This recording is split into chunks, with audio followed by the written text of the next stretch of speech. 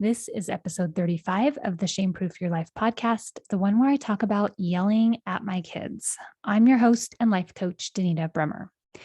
Have you ever received a prompting that you ignored for a long time, like 17 years? This podcast is that for me. I'm telling my stories, I'm learning from my past, and I'm inviting you along for the ride. My intention is that you will find hope, peace, and relief by hearing my story. Okay, so I'm coming at you on a Sunday afternoon. We had stake conference this morning and last night, so I'm feeling spiritually full, but my family is home. It is hot outside, which means the air conditioner is running and it's super loud. At least I feel like it is when I start hitting record. So if you hear some screaming and yelling in the background, that's because my kids are spending the day together. Today, I wanted to talk about yelling at my kids because it's still, just like the episode last week, it still is a bit of a source of shame for me. I don't know if it's like full-blown shame as much as it is like just like regret or embarrassment. So it might have like gotten better over the years. It's not like fully shame, but I definitely don't feel good about it still. And my kids are all teenagers. I've got one who's getting ready to go off to college. So I am proud to say that I rarely yell at them anymore. Every once in a while, because I'm human, I will lose my cool and I will just yell. That happened actually a few weeks ago. I yelled at my son and it actually was an intentional thing. It was like, I was frustrated, but I have now practiced, watching myself, my emotions, my thoughts. And so I guess I would say it was like half and half. Like half of me, it was like a reaction, and half of me was like, no, I'm choosing this. And I had the awareness in that moment to be like, I haven't actually like reacted to my emotion like this in a really long time. And it wasn't fully reacting to my emotion. So all that to say, I have come a long way and I can talk about this without a ton of emotion, but I will say this is a little bit of an uncomfortable topic because I am embarrassed and regretful and like wish I could go back and change things. And at the same time, yelling at my kids is one of the reasons how I got into life coaching and how I started to really, truly change myself for the better. It was one of the precipitating factors. So in a way, it was kind of good, right? Like not good for them, but it was a precipitating event that led me down this path, which I am so grateful for. So I grew up in a house of yellers. My dad yelled, my mom yelled, they yelled at each other, they yelled at us, we yelled at them, we yelled at each other. The volume in our house was like cranked up to, distortion levels. That's just how I grew up. That's what I knew of. I will say though, that when I spent time with my grandparents, I'm trying to think of other family members, but mostly just my grandparents, their house was very quiet. Of course, they didn't have young children. And they didn't really yell at each other. I would say they hollered at each other. They might have raised the volume on their voices, but there was no malicious intention behind it most of the time. My grandfather was pretty hard of hearing. And so my grandmother would have to kind of raise her voice sometimes. But it was all in like kindness or like yelling across the house or up the stairs or down the stairs. It wasn't like yelling to get someone's attention or because you feel like you have to yell in order to make your point or to try to shame someone or guilt them. Like that was the kind of stuff that was in my house growing up. So it was a very big contrast when I spent time with my grandparents.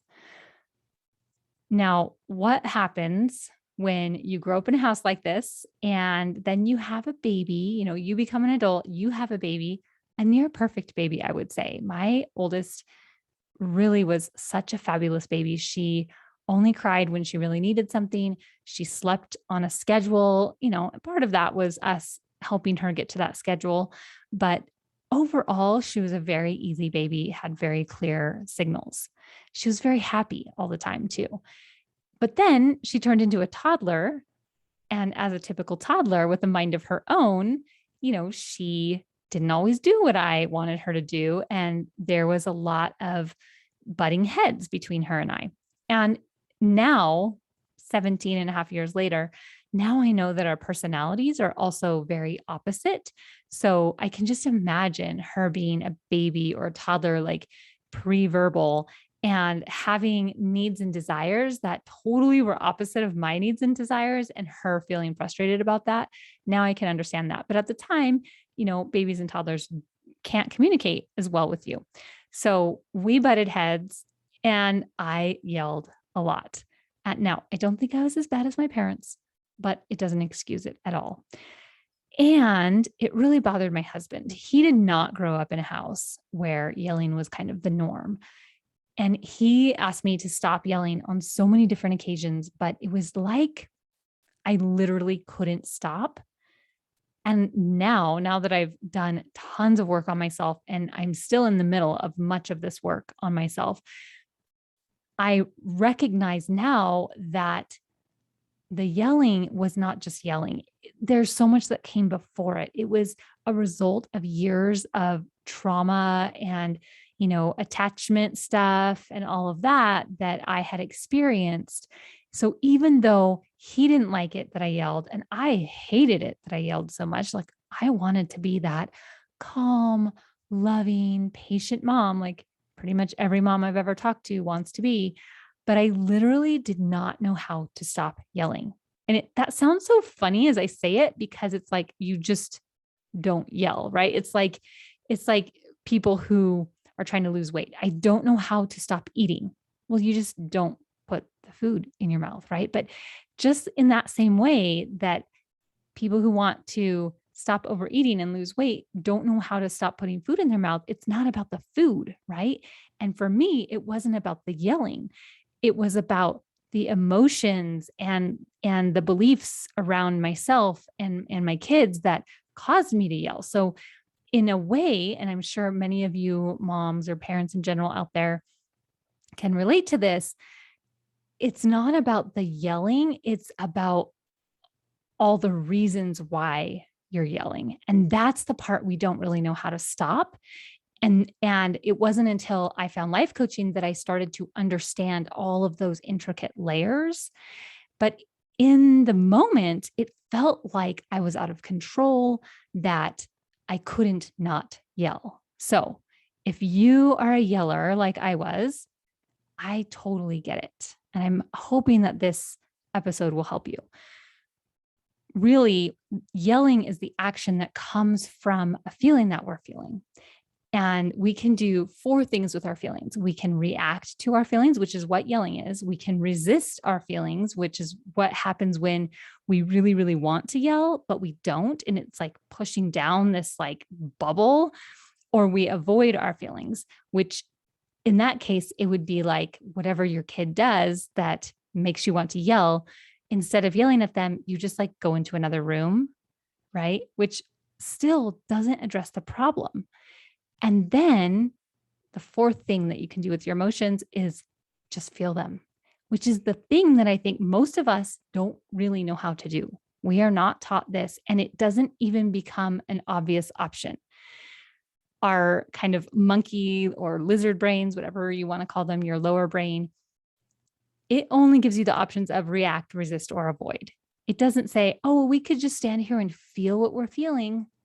But that is the key. That is the key to everything. It is magic. And it is one of those concepts that, when deeply understood, really makes a difference. A simple concept, deeply understood. I remember a moment when my oldest daughter, this one that, we butt heads a lot when she was younger. And now I know that we have kind of opposite personalities. I cannot tell you what she did or what I did or, what the context was. All I know is that I had just gotten done like full out yelling, screaming at her, and she was crying and in tears. And I had this moment like, what am I doing? this is my daughter who I love so much. What is going on? And I remember I picked her up and I set her on the kitchen counter and I just wrapped my arms around her. She was probably 3 years old at the time. I just wrapped my arms around her and just hugged her. And I was crying and she was crying. And I was just like apologizing profusely. I just felt so much remorse. And it was probably one of the first times that I apologized to my kid, along with being a house of yellers that I grew up in. We were not a house of apologizers.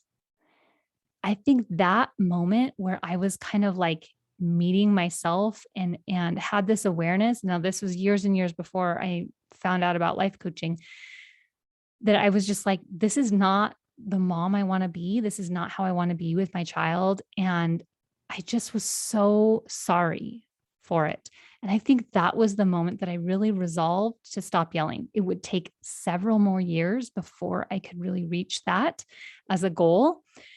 But it was a very, very cognizant moment in my mind of like this little child who I can see is in so much pain because of something that I did as an adult, as her parent, and recognizing that that's not the person I want to be. I tried a lot of things, or at least it felt like at the time I tried a lot of things. I probably just tried one or two things over and over again and felt like I couldn't do it. I didn't know how. And right about that time is when I started down the path that would take me to life coaching. And that is when I really started to make progress. I made a little bit of progress before I found coaching, just with kind of being aware. I think one time I listened to a podcast about how to stop yelling at your kids. This was, 2006, 2007 timeframe when podcasts weren't really as popular as they are today. And there were some seeds of understanding that were starting to bloom, but it wasn't until I found life coaching that I really started to understand myself and the mechanisms behind the yelling that were at play that I had been ignoring. I was just trying to change my action. And now I know that there's so much more that comes before the actual action. And the crux of the matter is that when we yell at our kids, it's because we think that our kids are to blame for how we are feeling. Now, I'm going to say that again because it seems so obvious, but it's actually not true. When our children, these little humans that we love so much, when they act in a way that we don't want them to act, by default, we assume that it's their action that is causing our feeling. So I'm going to use the example of your kid gets out a coloring book and crayons and leaves it out. And you come to your 3 or 4-year-old and you're like, hey, would you put away your crayons in your coloring book? And they're like, okay. And then they don't. And then you ask them again, and then they don't. And you ask them again, and then they don't. Any parents out there know this cycle? And then you feel like it's not that hard, right? Like I asked you to put this away. You're totally capable of doing it. You've done it before. You're just not listening to me. And I'm feeling frustrated because you are not putting your crayons away. Now, that is so easy to assume. Child does XYZ or doesn't do XYZ. I feel frustrated. I feel angry. I feel upset, right? And when somebody else is in charge of our emotions, we are not in control. And that is very scary. That's the concept that I really had to wrap my mind around to understand why I was yelling, right? So we can't just change the behavior. We have to understand, why is it that I'm doing this behavior? Once we understand that, we can understand how to change it, right? It's the whole idea of, if people keep falling into the river and they're drowning and you keep having to pull people out of the river, at some point you have to go upriver and figure out, why do people keep falling out into the river? Let's stop that, right? So that idea that my kid is in charge of my emotions or somehow controls or causes my emotions, along with the pressure of, I need to be a good mom, I need to do the best I can, I need to do XYZ, is like a pressure cooker that causes us to feel a lot of frustration and anger, right? Oftentimes the frustration escalates into anger. So it feels so out of control, like you're in this pressure cooker. You don't know what's causing it. And so, of course, you just react to it, right? Now, you could react to this by hitting your kid, by making them stay in their room all day and not feeding them, by, there's like a million things that parents throughout history have done to their children. Yelling at your kids is probably the best option when you're feeling that way, you don't understand, you don't have the full context. So a little bit of grace and understanding to you. As you can imagine, it doesn't work when we think that our emotions are coming from somebody else and we try to change how we are, which is really trying to change how they are, right? And we get caught in this vicious cycle where, things will be good, everything's happy, hunky dory, and then child does something or says something or doesn't do something. And then you start feeling the frustration. You start feeling that emotion that is your personal trigger. It's not always frustration, but I think that's probably the most common one. And then most of the time, I think for most humans, we can control it at first, but the frustration escalates into anger when it doesn't get addressed.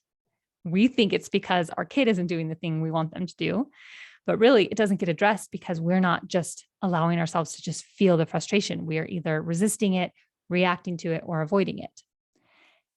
So then it escalates into anger. And then it gets to the point where we feel like we have to be angry. We have to react to it because our emotion level is so intense. It's so high that we would just explode if we didn't. And so we yell, right? And it could be a different action too, but I'm just using this in this episode. We yell and it kind of relieves the pressure a little bit, right? And then we feel guilty or ashamed or, whatever that feeling is, we feel bad about, oh, I yelled at my kid. I shouldn't be yelling at my kid. And then we resolve to do better. And then we start the cycle all over again. The problem is we don't know how to get out of this cycle because we don't understand how our emotions work. Now, I want to take a little detour here because recently, the past few months, I've been learning a lot about other types of modalities to help us heal and become the people we want to be and maintain our beliefs and our emotions, other than this idea that our thoughts create our feelings drive our actions. That model that I use is a very like brain down to your body kind of modality. And it absolutely works for many, many people. But if you've found yourself in a place where you've been practicing that kind of modality where it's like really targeting how you're thinking or what you're believing, that's what we call a top-down modality. And it didn't fully solve all of my problems. Like it helped immensely. It basically it like took all the top layers off for me. And then I started getting down into these deeper layers and the model wasn't addressing the deeper layers. So I started searching again and I started coming across some body-based modalities, which we would call bottom-up approaches, where our body speaks to our brain, right? In our brain, there are circuitry in our brain. I don't want to get into the science too much here, but our brain goes both ways. There are pathways between our brain that go from our brain to our body, and there are pathways that go from our body to our brain. So I started exploring with some of these other pathways that I kind of originally, I think the reason I didn't explore them before was because I felt like it was the realm of therapy and it was very scientific and it was sort of like out of reach for me. I think that was kind of my belief about it, which is why I didn't really explore it at first. But after several years of using this top-down method and realizing that I was no longer moving the needle on my self-development and self-improvement that I wanted to, I realized that I had to go a little bit deeper. So I've been learning about attachment theory and trauma responses and our nervous systems, and like specifically how to regulate our nervous systems. And one thing I realized is that the dynamic between me and my parents is the same dynamic between me and my kids, right? And the reason is because I didn't have, first of all, in childhood, my brain got wired a certain way with my parents. My parents either blew up in frustration and anger or they withdrew. And both of them would do this. My dad would get very loud and yelling and, throwing things and just in your face. Sometimes my mom would do that. It's very kind of male, female. Normally males go to anger. And my mom would withdraw and just disappear for a while. So this is the pattern that I saw that I was created in my brain in utero, in infancy, in early childhood, right? So it's like a subconscious thing that happens. So you have this pattern going on in your brain. And what happens when your kid comes along and you haven't done a ton of work? Like at that point, I hadn't done any therapy or any coaching or anything like that. You default to those patterns, right? So now, 40 years later, I'm looking at how do I change the dynamic between me and my kids? And it starts with understanding the dynamic between you and your parents. It's all about attachment theory. So that's part of what I've been learning about. And now it seems so clear. I'm like, I wish I would have learned this stuff 20 years ago, right? Because now it's like, of course, I would either yell or go to my room, shut the door and be like, kids, don't talk to me, right? It's just my nervous system was so unregulated. And I'll be honest, it still is in many, many ways, that when I enter into a relationship with my own child, I didn't know how to do it any other way. And it wasn't like I was consciously saying, I'm going to get angry now, right? It was just this very unconscious pattern that was showing up in my relationship, in my actions. I hope to address this more in future podcasts, but that for sure was an aha moment for me. So how do we step out of this cycle? I really had to understand that what my kid does or does not do is not a reflection of me as a parent. I know this is opposite of what we are taught. We are taught that we have to be a certain way and we need to teach our kids and, whatever, a whole slew of things within the church, within our culture, whatever, so that our kids will turn out a certain way.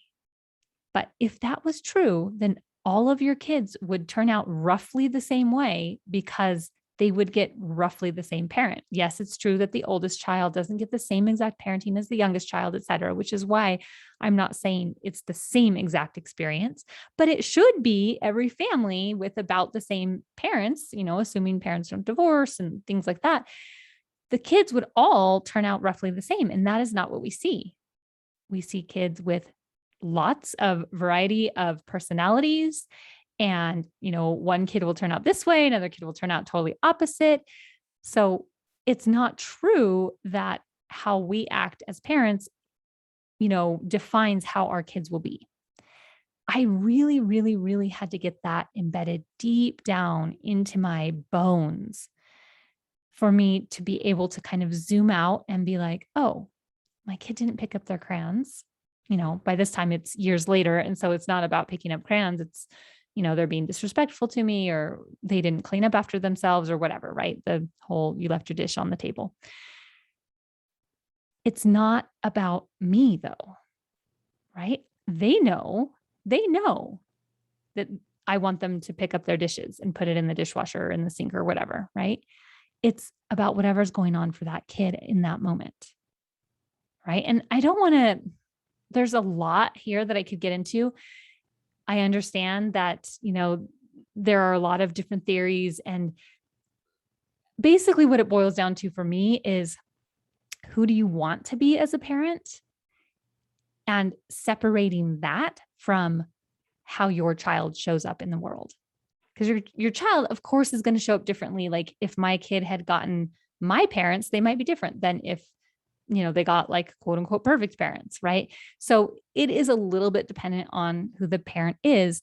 But what was so useful for me is thinking about believing that how I am as a parent doesn't necessarily translate into how my children show up, right? What they do or what they don't do.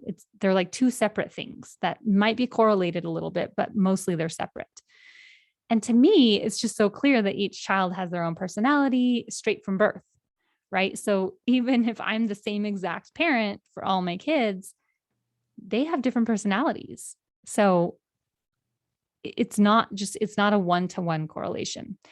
And really, the other thing that is coming into play here is that I just felt so inadequate as a parent. Most days I was drowning in to-dos and I felt super depleted. Honestly, I probably had postpartum depression. I haven't researched a ton about that, but it wouldn't surprise me. I didn't have a mother. Like my mom was gone by the time I had kids. So I didn't have a lot of mentors or teachers who were like parents that I could turn to for advice or things like that. I did have a peer group, things I had people. I'm not saying I didn't have anybody, but I oftentimes felt really alone and inadequate in my parenting. And when that inadequacy, that like, am I doing it wrong? When that is sort of what's underneath all of this, it will show up in ways in your relationship with your kids, like yelling at them, right? They say that motherhood is the hardest job you'll ever do. And I've been thinking about why that is. And I think it's because it makes you face yourself, and it makes you face especially the parts of you that you like the least, right? When your kid mimics you and they got it from you and it's something you don't like to hear, it's like, oh, dang, maybe I should be different. It's the easiest thing, the easiest route for us to default to how our own parents were, no matter how much we don't want to be like them, because it's something that's happening in our own neurobiology, right? It's not just, oh, my parents yelled at me all the time, I will never yell at my kids. Maybe some people can do that. But for most people, I think it's the easiest route is to default to that programming that you got as a child. And in order to step out of that, you have to be really conscious to yourself and really understand that you have agency and you get to feel how you want to feel. And that like you're going to have moments when you're totally human and imperfect. And it doesn't mean that you're a terrible person. I think, at least for somebody who has a similar personality type to me, that is kind of hard. It's hard to not center yourself as the problem if your action is the problem, right? And those are two separate things. You as a person are different than the action you take. And so I really want to drive home this point that I've been leaning into, that is, of course I yelled. That was like the easiest route for me to take. And humans, by nature of wanting to stay alive, they always take the easiest route, right? And so it's like, it just helps me feel so much compassion and grace for myself. Honestly, this is not a process that we like figure out and then we're done with it someday. It's an ongoing process. It's a lifelong process.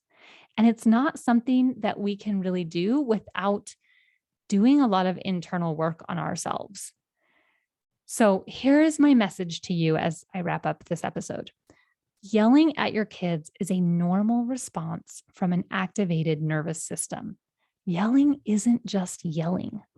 There is a lot that happens before the yelling, in the moments or the minutes or the hours or the days, or yes, sometimes even years before you are yelling at that child of yours, that have to be addressed before you can really stop yelling.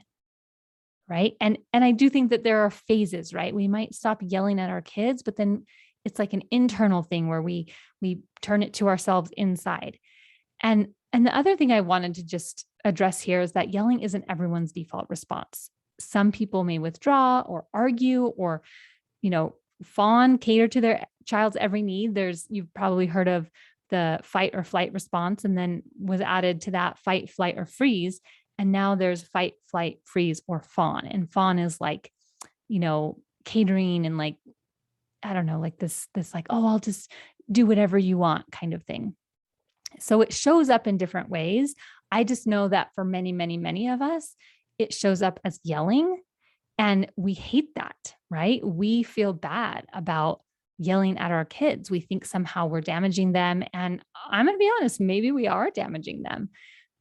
This is why I say that trauma is like a generational thing. We learn these patterns, these unconscious patterns from our parents, who learned it from their parents, who learned it from their parents, right? And it takes someone to stand up and be like, the pattern stops with me. I'm going to do the work, the really hard, long-term work to stop the pattern. You are not a bad mom if you yell at your kids.